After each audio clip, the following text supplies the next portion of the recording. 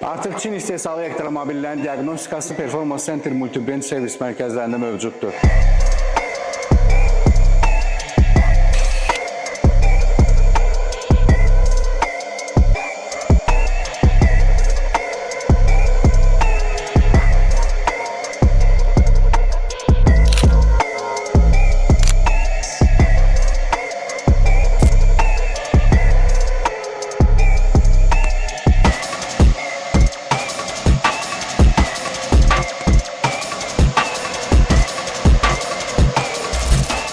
Performance Center Qafqazın ən böyük multibrand servisi olaraq müştərilərin məmnuniyyəti üçün daima yenilənir və inkişaf edir. Avtomobil bazarında sürətlə artan elektromobillərin servis və texniki xidmət ehtiyaclarını ödəmək məqsədi ilə mərkəzimizdə xüsusi güşə ayrılıb. Elektromobillər üçün ayrılmış xüsusi güşədə müasir diaqnostik avadanlıqlarla Çin istehsalı elektromobillərə, eləcə də müxtəlif markalara məxsus hibrid, plug-in hibrid elektrikli avtomobillərin diaqnostikası və təmir xidməti yüksək peşəkarlıqla həyata keçirilir.